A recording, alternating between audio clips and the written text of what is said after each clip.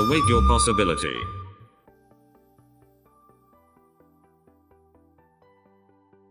안녕하세요. 프렌들리입니다. 그동안 고마움을 표현하고 싶은데 좋아요 분이 못 눌러서 섭섭하다는 구독자가 꽤 계셨던 것 같은데요. 이번 주부터는 제 채널에도 이렇게 슈퍼땡스가 생겨서 가끔 고마우신 분들은 물질적으로 후원해 주셔도 괜찮습니다. 정말 변동성이 심한 한 주였는데요. 이번 주는 FOMC 때문에 변동성이 더 심했던 것 같습니다. 이번 주 FOMC 회의를 요약해드리면 이번에 기준금리를 50 베이시스 포인트, 즉 기준금리를 0.5% 인상하겠다. 그리고 추가적으로 두 번 더 50 베이시스 포인트를 인상하겠다. 단 75 베이시스 포인트 인상은 없다. 그리고 이후에는 25 베이시스 포인트 인상하겠다. 그리고 6월부터 QT를 할 거다. 이걸 좀 풀어드리면 연준이 앞으로 기준금리를 이렇게 올리겠다는 의미입니다. 3월에는 0.25%, 5월에는 0.75%, 6월에는 1.25% 플러스, 그리고 QT를 월에 47빌리언, 47조. 어마어마하죠? 근데 이게 일부러 맞춘 것 같진 않지만 현재 연준 자산의 약 0.5%입니다. 7월에는 2.75%, 9월에는 2% 플러스, QT를 월에 95빌리언, 95조. 현재 연준 자산의 약 1%입니다. 그리고 11월에 2.25%, 12월에 2.5%입니다.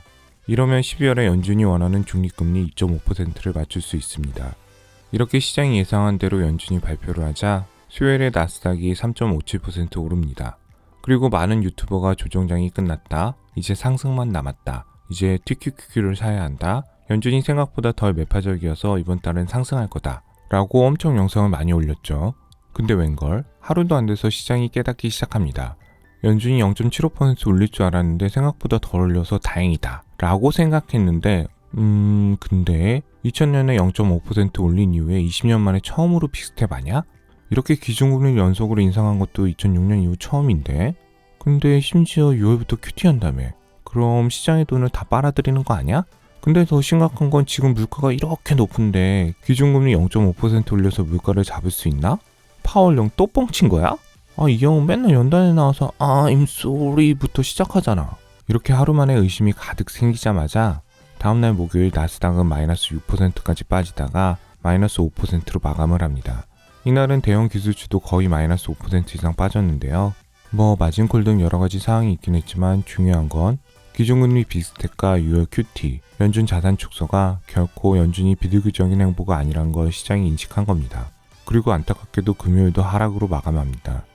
자산시장은 다시 6월에 기준금리를 0.75% 올릴 거라고 예상하는 상황이고요. 올해 12월 기준금리는 2.75%에서 3%를 예상하고 있습니다. 그리고 5월이 지나면 무시무시한 QT 시작. 연준의 자산이 줄면 시장의 돈이 쪼그라듭니다. 시장의 돈이 쪼그라들면 자산시장은 타격을 입고요. 여러분, S&P 500이 하루에 마이너스 3% 빠지는 경우가 드문데요. 바로 다음날 3% 이상 오르는 경우도 거의 없습니다. 최근 미국 시장 변동성이 거의 코인급인데요. 이렇게 변동성이 높으니 많은 전문가들이 매수 매도를 자제하라는 겁니다. 심지어 뱅크 오브 아메리카는 숏에 베팅을 많이 했는지 요새 나쁜 뉴스만 쏟아내고 있습니다. 지난 140년 동안 19번의 베어 마켓, 하락장을 분석하면 주가는 평균적으로 약 1년간 37.3%가 빠졌다. 이런 과거 데이터로 현재를 예측하면 올해 10월쯤 S&P 500은 3,000, 나스닥은 많이 될 것이다. 그리고 많은 매체에서 S&P 500이 3,800까지는 간다는 뉴스가 심상치 않게 나오고 있습니다. 그럼 도대체 언제 진입하는 것이 좋냐? 도대체 프린들이 말하는 시점은 언제냐? 그리고 계속 달러가 오르는데 네가 전에 말한 미국 달러 선물 인버스 2X ETF에 지금 투자해도 돼? 가 사실 제일 많이 물어보시는 내용인데요. 이 부분에 대해서 자세히 설명을 드릴 예정이니 미리 구독과 좋아요 부탁드립니다. 제가 보는 시장지수 관점, 경기 사이클 관점, 기술적 분석 관점으로 말씀을 드리겠습니다. 이 세 가지 관점에 대한 제 생각을 들어보시고 여러분 상황에 맞는 진입 시기를 고르시기 바랍니다. 첫 번째 지수 관점인데요. 많은 애널분들이 여러 매체에서 언급한 시점이 있습니다. 바로 S&P 500 3,800인데요. 굳이 따지면 올해 MDD 기준으로 S&P 500이 약 20% 빠지는 구간입니다. 만약 S&P 500 3,800이 오면 성향에 따라서 공격적인 분은 이때 하이베타를 매수하셔도 괜찮을 것 같습니다. 아마 이때 기관들도 많이 주춤을 할 겁니다. 근데 이때 바닥을 확인하지 않았기 때문에 가진 자산 전부를 몰빵하기에는 약간 부담스러울 것 같습니다. 두 번째는 아주 직격했지만 미국 경기 사이클이 리세션 구간에 왔을 때입니다. 즉 여기 왔을 때 주축 포인트로 보고 있는데요. 이건 여러 번 설명을 드렸으니 넘어가겠습니다. 세 번째가 좀 중요하긴 한데요. 기술적 분석, 즉 하락하는 종목의 차트를 보고 매수할 때는 무릎에 서서 어깨에 팔라라는 말이 있습니다. 많이 들어보셨죠? 무릎에서 사라는 시점은 내려갈 때 무조건 추측하세요가 아니고요. 바닥을 치고 올라오는 시점, 즉 큰 하락 후에 어느 정도 반등하는 시점부터 매수를 하라는 이야기입니다. 어깨에서 매도하라는 시점은 고점을 찍고 내려오는 시점, 즉 이 시점에 팔라는 이야기입니다. 여기서 중요한 포인트는 기술적 분석에서 내려가는 시점, 이 시점에서 매수하는 것이 아니고요. 올라가는 시점, 이 시점에서 매도하라는 얘기가 절대 아닙니다. 이렇게 이 세 가지를 약간 짬뽕하면 공격적인 투자자분은 S&P 500이 3,800이 되는 시점에서 바로 매수하면서 바닥 지점까지 주축을 하실 것 같고요. 경기 사이클에서도 미국 경기가 이 리세션 구간에 진입할 때 그때 매수를 시작할 것 같습니다. 근데 이렇게 투자하면 바닥을 확인하지 못했기 때문에 조금 위험할 수는 있습니다. 그래서 본인이 저처럼 엄청 소심하고 의심 많고 그동안 많은 레버리지 투자로 손해를 많이 봤기 때문에 손실을 1도 보기 싫다. 그럼 S&P 500 3,800부터 분할로 들어가시는 것보다 S&P 500이 한번 턴하는 시점부터 들어가는 것이 더 좋을 것 같습니다. 경기 사이클에서도 리세션을 지나 여기 얼리 초입에 왔을 때 매수하시는 게 더 안전할 것 같습니다.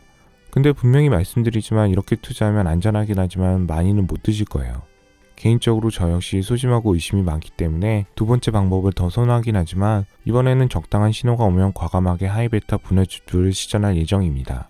그리고 마지막으로 계속 달러가 오르는데 미국 달러 선물 인버스 2X ETF에 지금 투자해도 되나요에 대한 답변은 예스입니다. 하지만 중요한 건 지금 현재 달러원 환율이 1,400원을 갈지 1,500원을 찍을지는 아무도 모릅니다. 요새 심상치 않게 오르잖아요. 그리고 미국 기준금리가 올라가면 달러 인덱스는 더 올라갈 수 있습니다. 근데 분명한 건 반드시 1,200원 밑으로 갈 겁니다.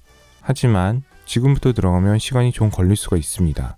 나는 성격이 급하지 않고 달러 환율이 1,000원일 때 환전해서 환차익이 많이 나 있는 상태이고 오랜 시간이 걸려도 조금씩 환전 후에 투자해서 이익을 원하는 분은 지금부터 미국 달러 선물 인버스 2X에 투자를 하시고요. 본인 성격이 엄청 급하고 오래 잘 기다리지 못하고 손해를 1도 보기 싫은 안전주의가 강한 분이라면 지금 절대로 하시면 안 됩니다. 이것도 기술적 분석 관점에서 달러 환율이 최고점을 찍고 내려오는 시점, 즉 달러 환율의 어깨, 하락 추세인 시점, 이 시점에 미국 달러 선물 인버스 2X ETF에 투자하시기 바랍니다. 어버이날인데 부모님께 꼭 감사하다는 전화 꼭 들으시고요. 행복한 한 주 마무리하시기 바랍니다. 프랍 트레이더들의 기술적 분석과 더 깊이 있는 경제 공부를 원하시는 분은 검색창에 프린들 연구소를 입력하거나 유튜브 오른쪽 상단에 온라인 강의 신청을 클릭하세요.